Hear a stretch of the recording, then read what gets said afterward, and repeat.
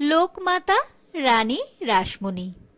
এই রানী রাসমণি যদি দক্ষিণেশ্বরের কালী মন্দির তৈরি না করতেন তাহলে গদাই বা গদাধর কখনো শ্রীরামকৃষ্ণ পরমহংসদেব হতে পারতেন না ও জগৎজননী মা শারদাকেও আমরা পেতাম না, আর স্বামী বিবেকানন্দকেও হিন্দু ধর্ম পেত না, আর হিন্দু ধর্ম পুনর্জাগরণ সম্ভবই হতো না। রানী রাসমণির সংক্ষিপ্ত জীবনী। নমস্কার, অনি কলকাতায় আপনাদের স্বাগত জানাই। ভগবান শ্রীকৃষ্ণ ও রাধারানীর অষ্টসখীর এক সখীর অবতার হিসাবে জন্মগ্রহণ করেছিলেন রানী রাসমণি। ঠাকুর শ্রী শ্রী রামকৃষ্ণ পরমহংসদেব তা প্রত্যক্ষ করেছিলেন।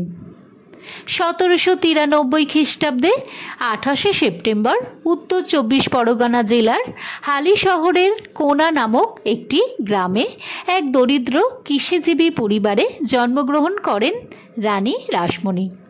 রাসমণির পিতা ছিলেন হরেকৃষ্ণ দাস ও মাতা রামপ্রিয়া দাসী।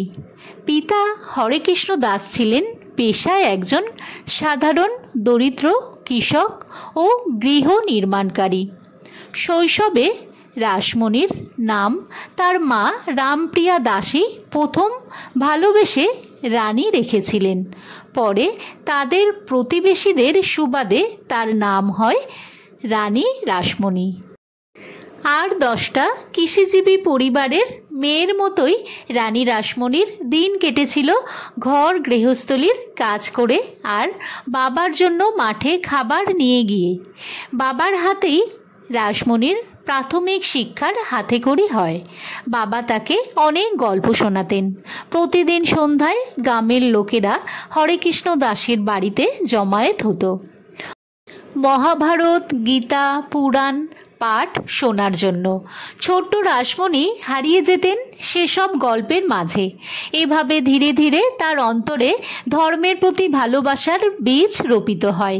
7 বছর বয়সে তিনি হয়েছিলেন মাতৃহারা। অসামান্য সৌন্দর্যের অধিকারিণী রানী রাসমণি মাত্র 11 বছর বয়সে কলকাতার জানবাজারের এক ধনী জমিদার বাবু রাজচন্দ্র দাসের সঙ্গে তার বিবাহ হয়। বিবাহর পরবর্তীকালে রানী রাসমণি এক পুত্র সন্তান জন্ম দেন, কিন্তু সেই পুত্র সন্তানের মৃত্যু হয় ও পরে 4 কন্যার জন্ম দেন। তাদের মধ্যে পদ্মমণি, কুমারী, করুণাময়ী ও জগদাম্বা। এদের মধ্যে কন্যা করুণাময়ীর বিবাহ হয় মথুরবাবুর সাথে, কিন্তু বিবাহের কয়েক মাস অতিক্রম হওয়ার পরে করুণার মৃত্যু হয় ও পরে জগদম্বার সাথে মথুরবাবুর বিয়ে হয়। লোকমাতা রানী রাসমণি। অনেক কিংবদন্তি রয়েছে তাকে ঘিরে। রাজা রাজচন্দ্রের পিতা পিতরাম মার ছিলেন ব্রিটিশদের বিভিন্ন পণ্য সরবরাহকারী। সেই সূত্রে ব্রিটিশ অভিজাত কর্মকর্তাদের সাথে ছিল তার ওঠা বসা। রানী রাসমণি ধীরে ধীরে তিনি জানবাজারের জমিদার প্রাসাদের রানী হয়ে ওঠেন। স্বামীর সাথে সাথে নিজের মূল্যবান মতামত ব্যক্ত করতেন। রাজা রামমোহন রায় সতীদাহ প্রথার উচ্ছেদ করেছিলেন। তাকে সর্বাত্মক সহায়তা করেন রাজা রাজচন্দ্র এবং রানী রাসমণি। রাসমণি ছোটবেলা থেকে মেয়েদের দুঃখ দুর্দশা দেখে বড় হয়েছেন। তিনি মনে প্রাণে চাইতেন নারীরা দাসত্ব এবং ধর্মের নামে এঁটে দেওয়া দুর্দশা থেকে মুক্তি পাক। কলকাতার সর্বপ্রথম ব্যাংক প্রতিষ্ঠিত হয় রাজচন্দ্রের হাত ধরে, কিন্তু 49 বছর বয়সে রাজচন্দ্রের আকস্মিক মৃত্যুতে রানী রাসমণি দিশাহারা হয়ে পড়েন। তখন রানী শোক ভুলে জমিদারের হিসাবের খাতা হাতে তুলে নেন। সাথে পেয়েছেন তার জামাতা মথুরামোহন বিশ্বাসকে। উত্তরাধিকার সূত্রে প্রাপ্ত বিশাল জমিদারির দায়িত্ব কাঁধে তুলে নেবার পর ধীরে ধীরে তিনি নিজেকে একজন স্বভাব নেত্রী এবং বিচক্ষণ ব্যবসায়ী হিসাবে তুলে ধরেন। ঈশ্বরচন্দ্র বিদ্যাসাগরকে বিধবা বিবাহ প্রচলনে আর্থিক সাহায্য প্রদান করেছিলেন তিনি। রানী রাসমণি সাধারণ তীর্থযাত্রীদের সুবিধার্থে সুবর্ণরেখা নদী থেকে পুরী পর্যন্ত একটি রাস্তা তৈরি করেন। এছাড়া গঙ্গা স্নানের সুবিধার্থে আহিরিটোলা ঘাট, বাবুঘাট নির্মাণ করেন। ভারতের ইম্পেরিয়াল লাইব্রেরিতে তার দেওয়া অনুদান চিরস্মরণীয়। রানী রাসমণি ঠিক করলেন কাশীতে গিয়ে মা অন্নপূর্ণা ও বিশ্বনাথের পুজো দেবেন। তাই 24টি নৌকা, দাস দাসী, রসদ, আত্মীয় স্বজন সব কিছুই তৈরি ছিল। কিন্তু যাত্রার ঠিক আগের দিন রাতে শেষ প্রহরে জগৎজননী মা ভবতারিণী রানী রাসমণিকে স্বপ্নে দেখা দিয়ে বললেন, রানী, কাশী যাওয়ার কোনো প্রয়োজন নেই। তুই এই গঙ্গা নদীর তীরে আমার মন্দির তৈরি করে পূজা কর, আমি এখানে পূজা গ্রহণ করব। রানী তার স্বপ্নাদেশের কথা সকলকে জানালেন এবং বিশ্বস্ত লোকদের মন্দির স্থাপনের জমি খুঁজতে বললেন। অবশেষে অনেক খোঁজাখুঁজির পর দক্ষিণেশ্বরে 20 একরের জমিটি পাওয়া যায়। 8 বছর ধরে নির্মাণ কাজ চলে মন্দিরটির। মূল মন্দিরটি মা কালীর উদ্দেশ্যে উৎসর্গীকৃত।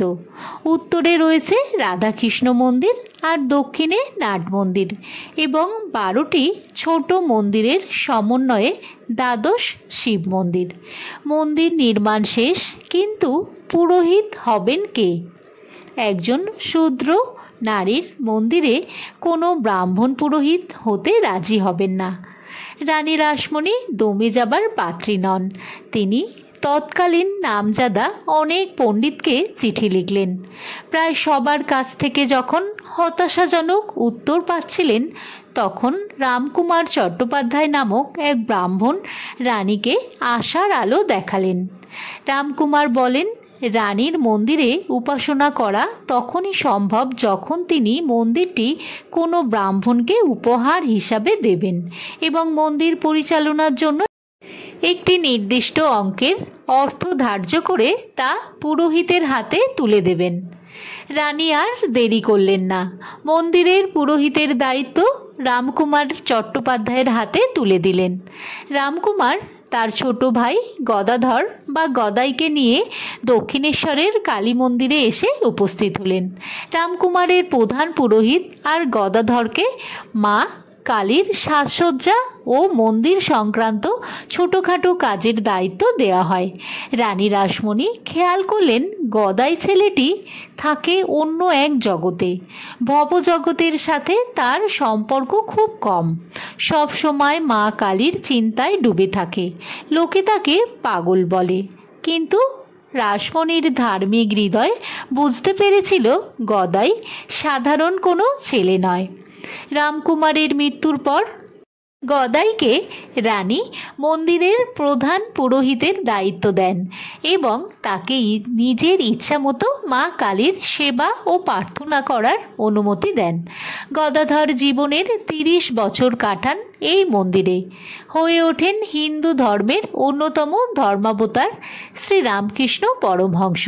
শ্রীরামকৃষ্ণের হাত ধরে স্বামী বিবেকানন্দ সন্ন্যাস লাভ করেন।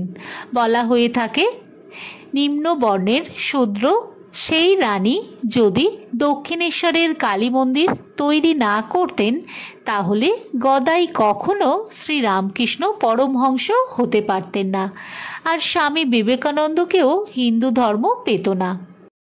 একদিন রানী গঙ্গা স্নান সেরে কালী মন্দিরে গেলেন। শ্রীরামকৃষ্ণকে একটি ভক্তির গান ধরতে অনুরোধ করলেন। শ্রীরামকৃষ্ণ গান ধরলেন। তিনি নিজেই গানের মাঝে ডুবে গেলেন, কিন্তু টের পেলেন রানী কোনো প্রার্থনায় মনোযোগ দিতে পারছেন না। তখন তিনি রানীর মাথায় একটি ঝাঁক দিয়ে প্রার্থনায় মন দিতে বললেন। রানী তখন একটি বৈষয়িক মামলা নিয়ে ভাবছিলেন, তাই প্রার্থনায় মনোযোগ দিতে পারছিলেন না। এরপর রানী ধীরে ধীরে বিষয় সম্পত্তি নিয়ে নিজেকে দূরে সরিয়ে নিয়ে সব দায় দায়িত্ব মথুরবাবুর হাতে তুলে দেন। রানী রাসমণি 1 লক্ষেরও বেশি টাকা খরচ করে রূপোর রথ বানান। তার গৃহদেবতা রঘুবীরকে নিয়ে কলকাতার রাস্তায় শোভাযাত্রা বের করেছিলেন।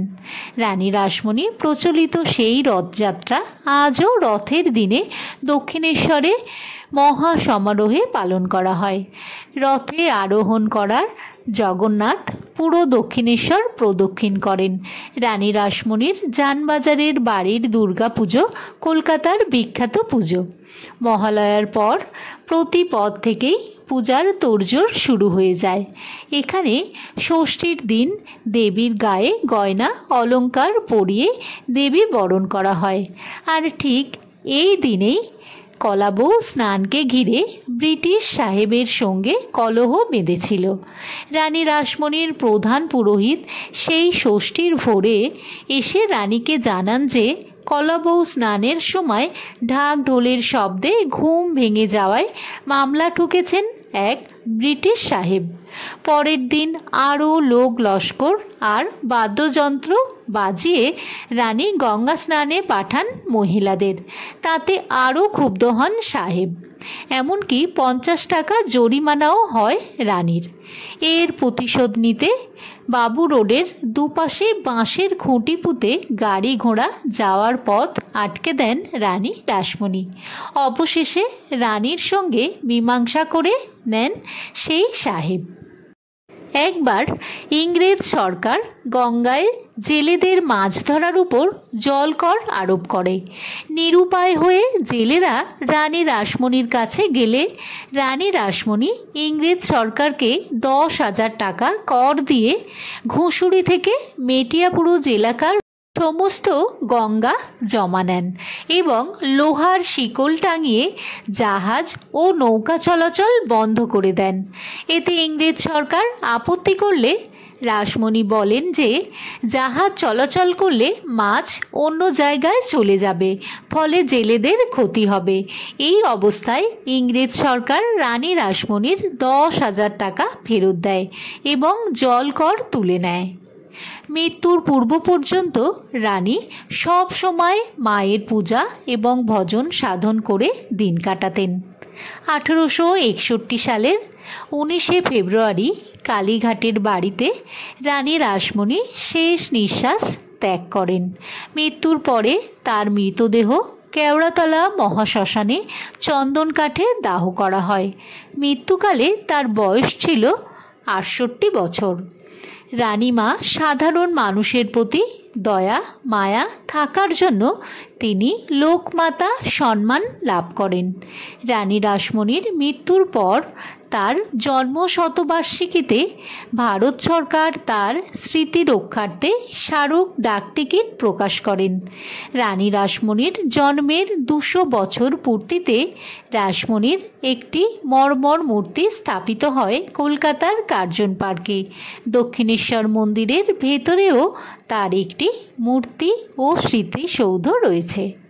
ভিডিওটি ভালো লাগলে সাবস্ক্রাইব করে দেবেন। সবাই ভালো থাকবেন।